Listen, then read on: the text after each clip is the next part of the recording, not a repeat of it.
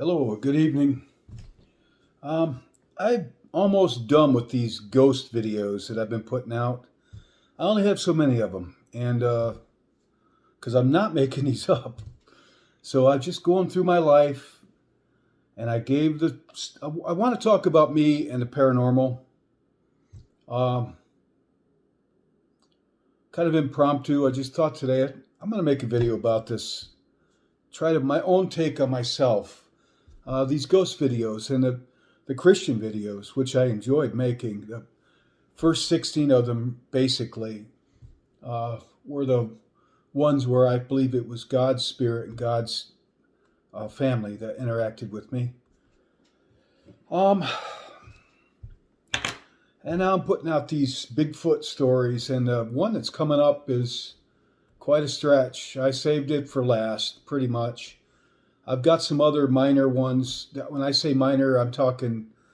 I've seen a lot of spirits, honestly. Usually there's no story behind it. I just see them cross the road or they're staring at me from somewhere. Doesn't happen to me. I want to make this clear. This doesn't happen to me every day. Thank God. It'd drive you nuts. But, some of you believe me, and some it's a stretch, and I understand that. If you don't believe me, you know what? If I didn't experience these things, would I believe in them?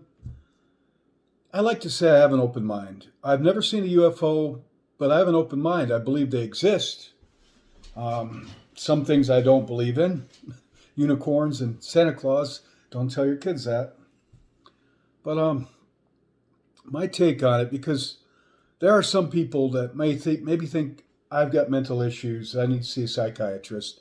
I'm schizophrenic. Maybe they think I sincerely have asked myself that throughout my life on several different times, and these paranormal things, ghost and such, and clairvoyant, psychic, they've happened to me throughout my life since early childhood. And first one was story number one with the angels, which was beautiful. It was a treasure for me then, and it still is. But after I saw the angels, I started experiencing other things that I've related on this channel, not in chronological order. I know when I was a child, I thought these things happened to everybody, and in some regards they do. You all have experienced these, a lot of you, and some of you haven't. I thought it was normal. And then when I was about 11 or 12, it seems to me that one of my friends, told me that these things didn't happen to everybody like they do me. And I didn't really know what to think of it at the time. I thought it was a gift or something. Through my teen years, I didn't have a whole lot of paranormal things happen. I did have some, probably forgotten a lot of them. I definitely had some that I've related here. In my 20s, were a very active time for me in the Army as a young father, husband, moved around a lot. I had things happen in my 20s. I've had things happen through my whole life. Up till recent, even. I mean, this past year. God. Times that I questioned my own sanity with these. I recall the time I told the story about the three ghost soldiers when I was at Fort Drum in the Army. I told the story. I'm not going to tell the story again. But the three ghost soldiers, I'll reference it on here. I'll look it up. I don't know which story number it is. The same three guys kept showing up three times a day or so every day. Same three guys in uniform. And I started thinking I was losing my mind. And then I decided that I probably wasn't. They probably were who they appeared to be, because I was seeing the same three guys every day. And then I confronted them, something I usually don't do, and asked them who they were. And then they answered me. And that's in the story. And I thought I was losing my mind at that point until I confronted them. And then I realized what it was, that they'd been killed there, not far away from where I was staying in the woods, bivouacking on training maneuvers on tanks. And when else did I? At some other point, I questioned whether or not I was mentally off to keep seeing ghosts.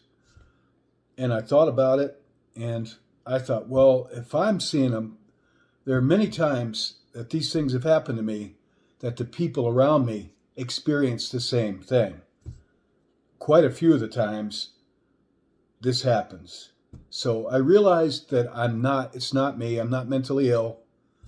Not when my wife or girlfriend or friends or my children, not wife and girlfriend at the same time, but whoever's with me in my life at that time, if they experience the same things my children have, and they a couple of them gave their take on that, on my Congress Street haunting story. And both of them didn't believe in ghosts until they lived with me in that house. Then they believed. My daughter, she didn't comment, but my daughter experienced these things in a couple of houses that I lived in with her. So other people experience these things, when they're with me. So obviously I'm not drumming it up, or we're having a mass hallucination. People that don't believe in these things that come up with the wildest explanations, crazier than the story itself, to suggest that when three people see the same haunting, they must be having a mass hallucination somehow. Some people just don't want to believe in the paranormal because either they haven't never experienced it, which is understandable, or they have experienced it, but they've written it off as some kind of a quirk, maybe something they ate. But they don't want to believe in these things because it would challenge their core beliefs. I had a friend who's more or less an atheist, fellow about my age, and really just kind of laughed at my stories. I get that. I've actually had a couple of friends like that. And until they experience hauntings.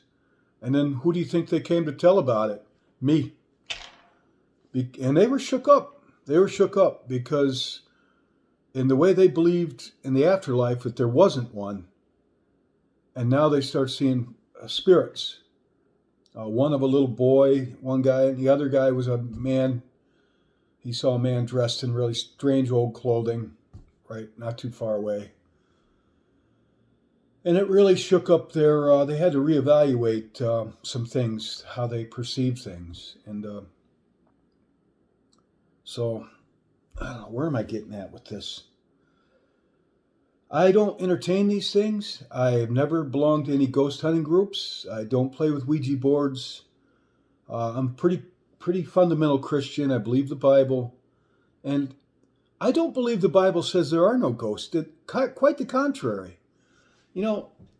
Jesus, several times the disciples thought Jesus was a ghost.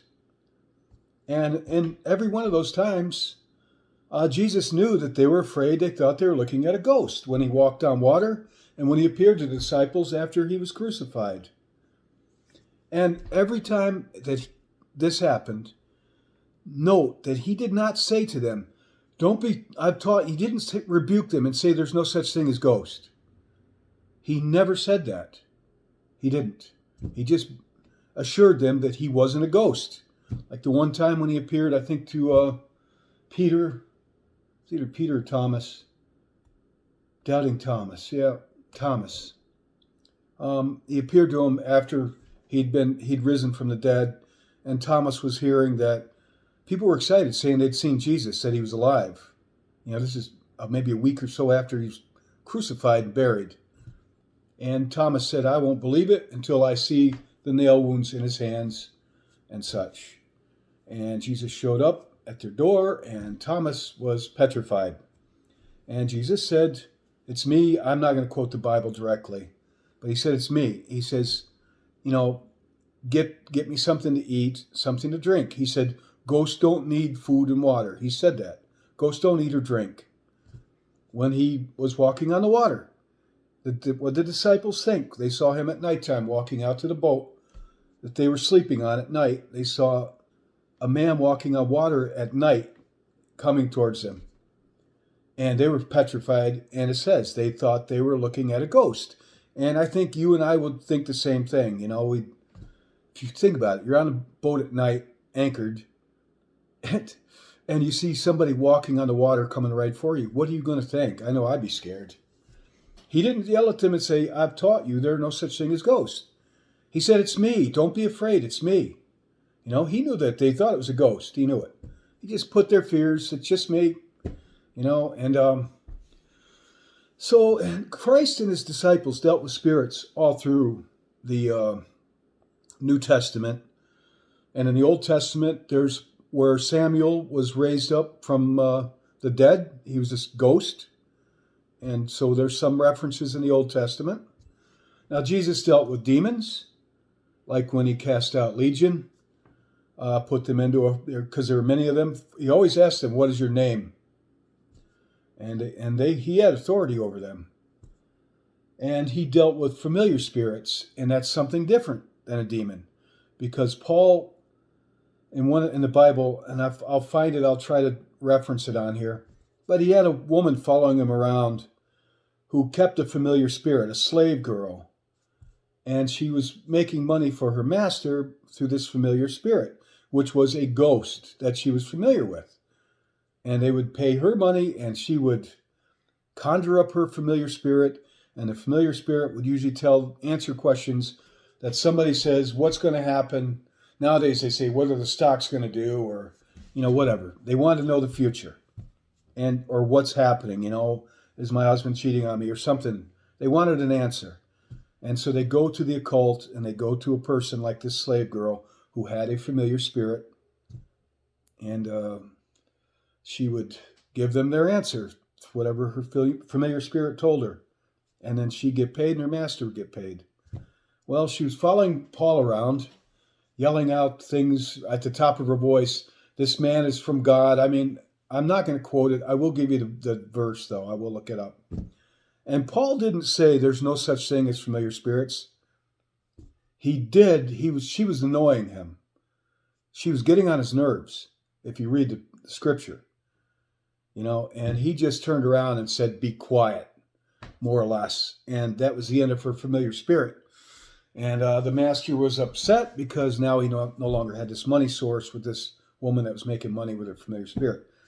Then there was a man with a spiritual attachment that Jesus dealt with in the synagogue, the temple, I mean. And he treated that differently than he would a demon, like with Legion. So they dealt with different spirits, different types.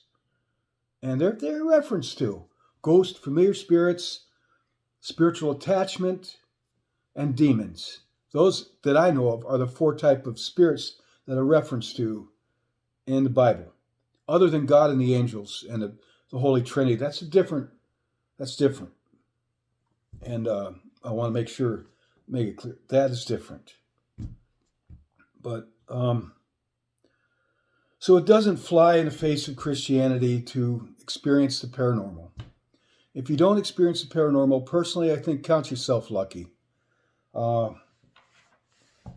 It has disrupted my life at times quite a bit. And usually it doesn't bother me, but if I live in a house that has issues, it can be awful. Or if I encounter something that's really hideous, it can be awful. And the next story, for 52D, is one of those cases. And I would ask people to have an open mind when I tell the story, because it's pretty full stuff. I think it is anyway. And I think a lot of people aren't going to believe me. It's also disrupted my life as of late, because I'm getting this image as some kind of wacko that's haunted. With some people, not many. Like, when I used to play guitar a lot, I was the guitar guy. Now I'm the ghost guy, because I'm doing this channel. I'm not making a dime off this channel, and I want to keep it that way.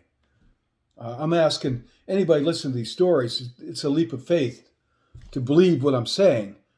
And if I'm making money off this, I don't know if I'd buy it either, you know? He's just making this stuff up.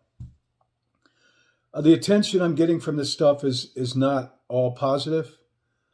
Uh, and so telling the next story, 52D, I'm really in a way not looking forward to that, but I'm going to do it. And I'll tell you why. Two reasons why. Three reasons. One, I started this. I started this a few years back, and I aim to complete it. Two, this happened to me, and I did not ask for this to happen. It was not was not a positive experience, but it happened to me anyway. And when I see Whitehall, New York, where I used to live, where this happened, entertaining Bigfoot with statues and all this Disney World kind of fanfare, it upsets me a little bit because they don't know what they're dealing with, but I do. And a few other people know also, and I'll get into that. But I just want this out there for all those people for Whitehall's Bigfoot. I can't tell you about any other Bigfoots, any other, they call it Bigfoot, sounds stupid. But what else are you going to call it, So what they call Bigfoot. And I hope to get this out there. It's been really hard for me to tell it because you'll see why. It's pretty far out. So my mother, all right, most people I know have had paranormal things happen. See, I've got a good friend of mine in France who really doesn't believe any of this stuff. She doesn't believe at all. She likes me a lot as a person, but doesn't believe any of this stuff. And she's trying to get her head around it, whether to believe me or not, because she's never experienced this stuff. And none of her friends have either. And I understand their feelings. But I told her where I'm at in New York State, most of the people I know, not all, have had some kind of run-in with the paranormal. I mean, just Google search Central New York paranormal and see how many. There's ghost hunter clubs and all that stuff, and ghost hunts. In my opinion, these things are tied to location a lot. When I lived in North Carolina, I didn't have so much of this stuff happen at all. New York State, definitely upstate New York, very spiritually active.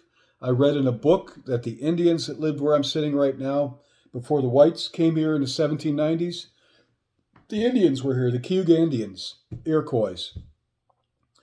They came here a lot to fish, to gather, to hunt, but they wouldn't live here. And I read in a book that the Indians said you'd have to be crazy to live in this town because it was too spiritually active.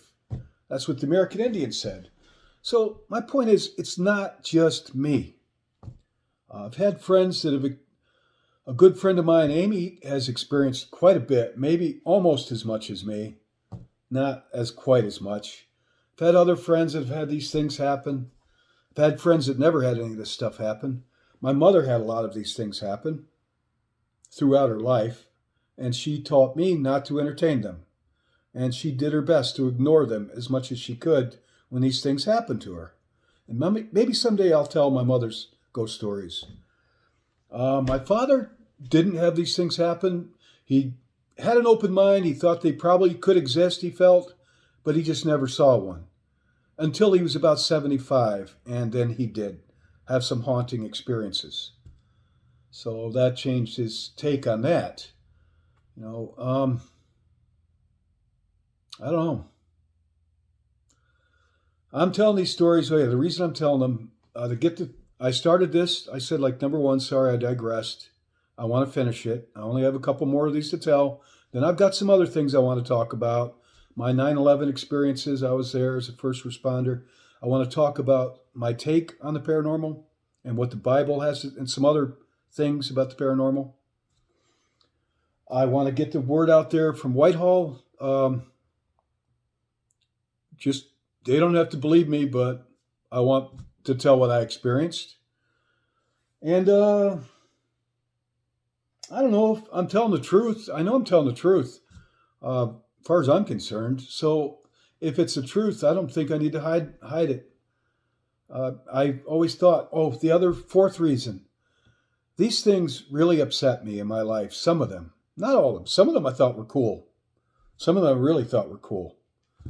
Uh, Not when they were in my house, but encounters in other places I thought were cool.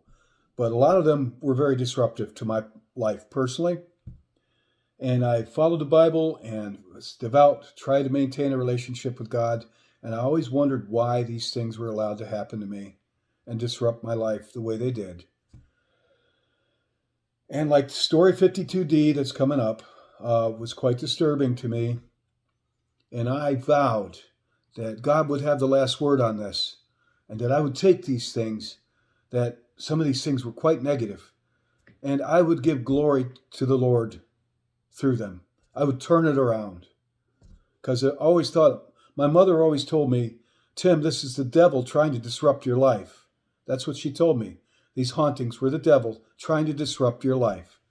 And that was the goodest explanation as I could come up with.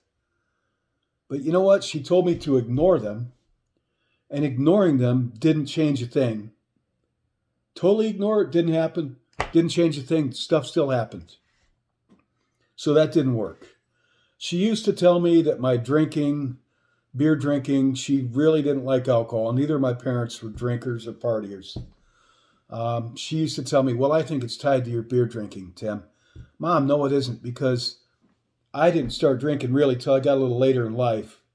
I didn't drink when I was a kid, pretty much when I was a teenager for the most part. In my 20s, when my children were small, I didn't drink much at all. And these things still happen to me. And none of these things happened to me when I was drinking. So, no, Mom, ignoring them doesn't turn it off. Sobriety or not drinking at all definitely didn't do a thing to it, because I had a lot of hauntings and things when I was a child. And obviously, I wasn't drinking then. So, it's just the way I'm wired or something, I think. So, I don't know why. I just felt like I wanted to talk about it. I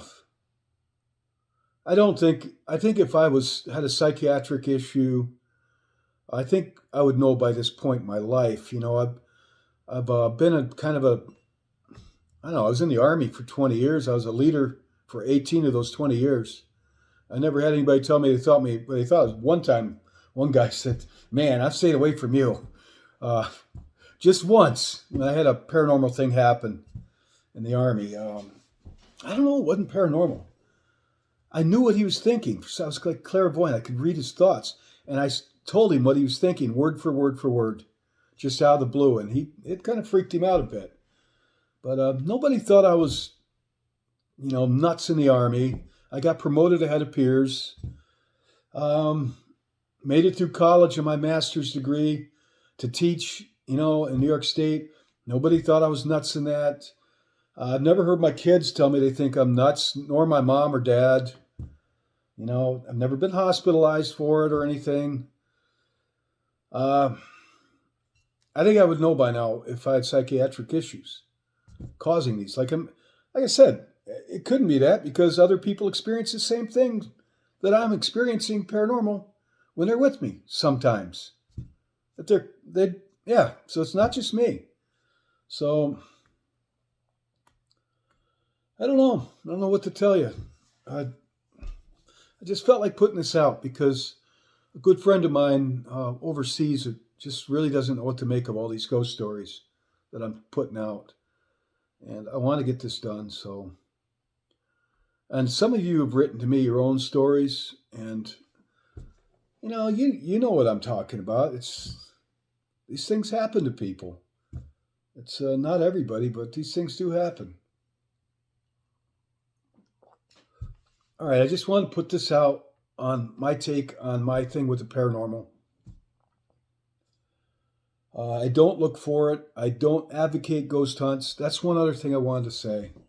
One of the reasons I started this channel, it was a few years ago when I was in the store, and I really think people that ghost hunt shouldn't be doing these things if they're a Christian.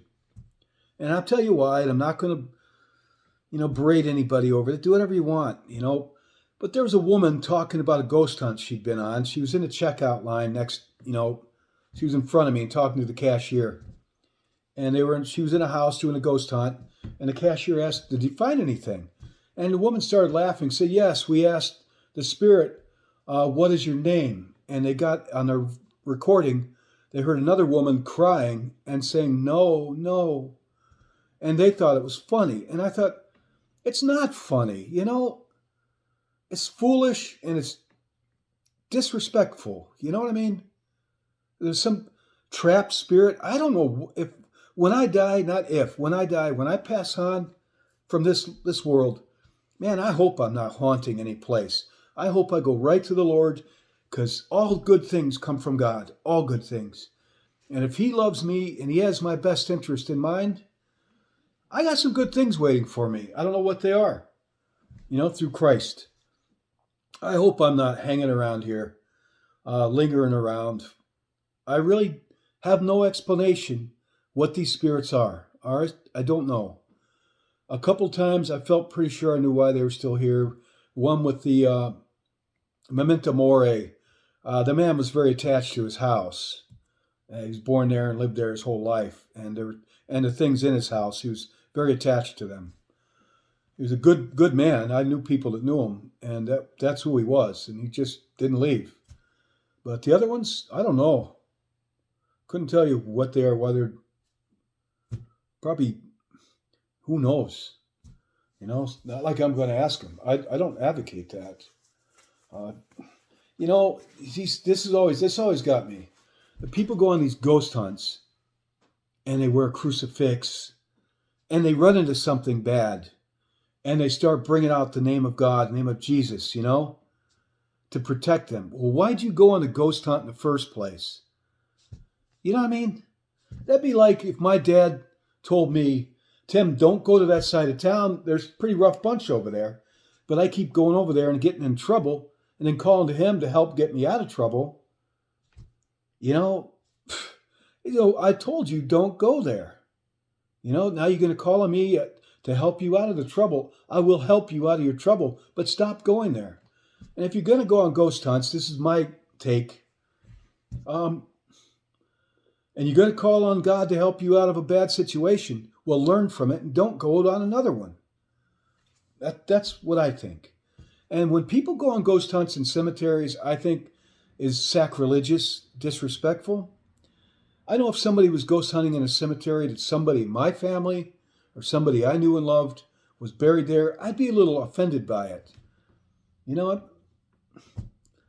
So I guess I just wanted to put my 2 cents, my take on it. I should have written this down. I had some things I was thinking about that I wanted to say, and I'm just rambling. So,